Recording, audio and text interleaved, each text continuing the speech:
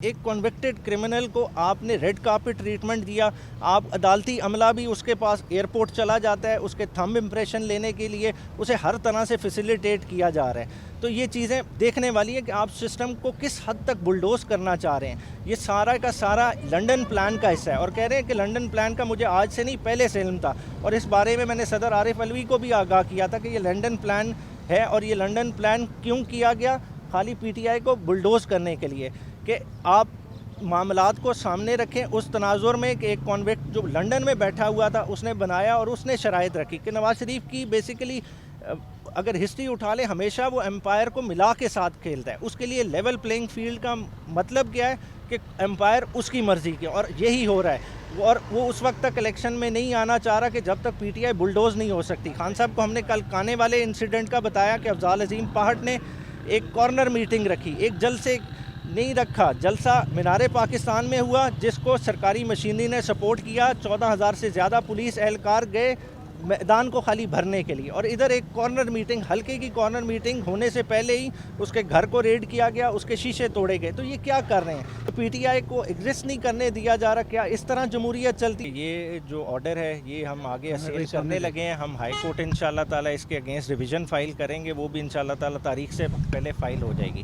خان صاحب کا جہاں تک تعلق ہے، خان صاحب نے خود بھی کورٹ کو ایڈریس کیا اور انہوں نے کہا کہ میرے اگینسٹ چارج ہے کیا، اوپنلی بتایا گیا کہ کانسپریسی میرے ساتھ ہوئی ہے، اور انہوں نے بڑی اوپن آواز اعلان میں کہا کہ بیسیکلی یہ میسج کس کے لیے تھا۔ انہوں نے بتایا کہ سازش میرے خلاف ہوئی، میری گورنمنٹ کو سیٹ اسائڈ کیا، نہ وہ سائفر آن ریکارڈ لایا گیا، اور ہماری طرف سے یہ آبجیکشن بھی لیا گیا کہ جن منٹس آف میٹنگ کو آپ کہہ رہے ہیں کہ ذریعے مینیپولیٹ کیا گیا، کو بنی گالا میں میٹنگ ہوئی، وہ منٹس آف میٹنگ بھی آن ریکارڈ نہیں ہے۔ تو یہ ایک ایسا ٹرائل ہو رہا ہے کہ جس میں ملزم کو بتایا ہی نہیں جا رہا کہ یہ کاغذ تھا، اس میں یہ لکھا ہوا تھا، آپ نے اس سے ہٹ کے بات کی ہے اور قوم کو گمراہ کیا۔ جب وہ کاغذ ہی موجود نہیں ہے یہ سرے سے ٹرائل چل ہی نہیں سکتا۔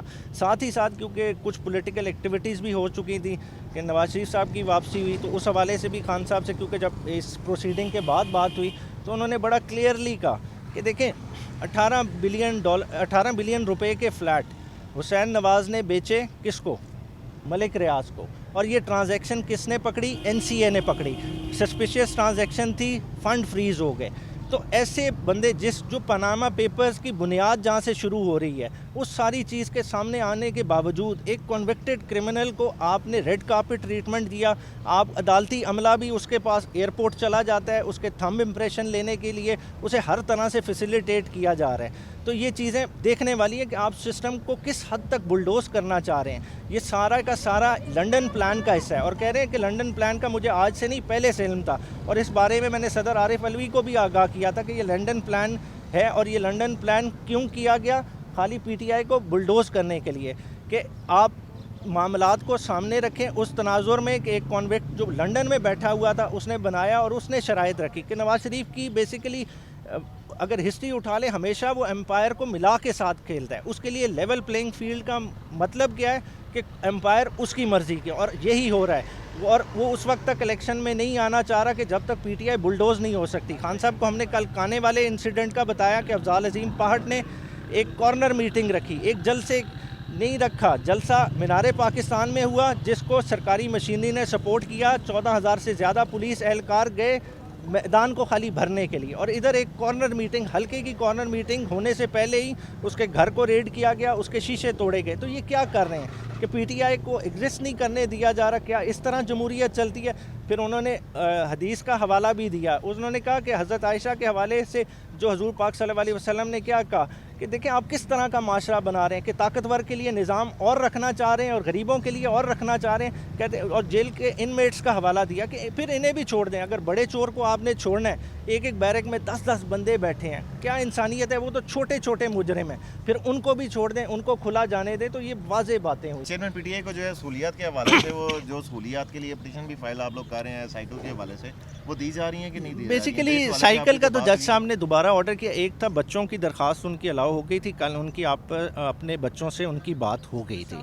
आज इनकी बेसिकली रिक्वेस्ट थी कि क्योंकि देखें 71 ईयर्स ओल्ड हैं, एक स्पोर्ट्समैन है, उसकी अपनी एक फ़िज़िकल नीड है, एक लिमिटेशन में आपने उसको रखा हुआ है, उसने अपनी फ़िज़ीक अपने स्ट्रक्चर को मेंटेन रखना है। तो साइकिल की दरख्वास्त अलाउ हुई है। अब ये मुझे नहीं पता कि बाहर चली गई है कि नहीं, आपने देखा होगा इधर आई हुई थी, तो वो जज साहब ने दोबारा उन्हें कह दिया, डायरेक्ट कर दिया डिप्टी सुपरिटेंडेंट असद को कि ये साइकिल को अलाउ करें अंदर आने के न्यायाधीश लिए। साहब ये बताएं कि पिछली समाअत पे आपने चालान की नकूल मांगी थी अदालत से, और उसमें जो चालान में जो इल्ज़ामात लगाए गए हैं आपने कहा था कि उसके मुताबिक हम प्रोसीड करेंगे।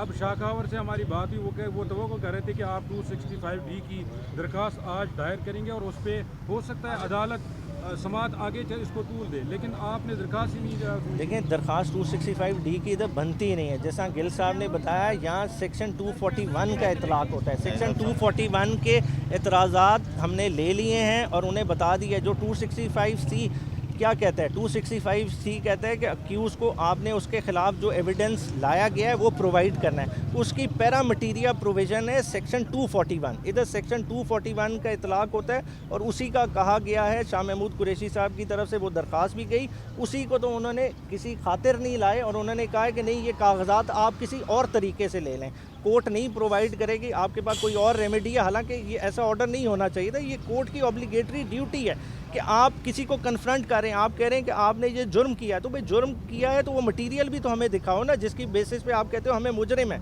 जब बुनियादी चीज़ है, अगर किसी का आपका कैमरा चोरी हो गया, कैमरा रिकवर होगा तो सबूत जुर्म साबित होगा ना। आप कह रहे हैं साइफ़र गायब हो गया, साइफ़र के कंटेंट मैनिपुलेट किए, तो साइफ़र की कोई कॉपी तो पेश करें ना। अगर कहते हैं प्राइम मिनिस्टर वाली कॉपी नहीं है, मान लिया नहीं है, तो बाकी प्रेसिडेंसी को भी गई थी, वो भी तो कॉपी गई है, ओरिजिनल साइफ़र मौजूद है, उससे आज भी तो कॉपी बन सकती है, वो तो होनी चाहिए थी ऑन रिकॉर्ड। उससे कन्फ्रंट कराया जाता कि जी खान साहब ने जो कहा कि वोट ऑफ कॉन्फिडेंस मेरे खिलाफ ला रहे हैं, उसमें ऐसी कोई बात नहीं। खान साहब को उस चीज़ से कन्फ्रंट कराएं। बुनियादी तौर पे मैसेज किसके लिए था?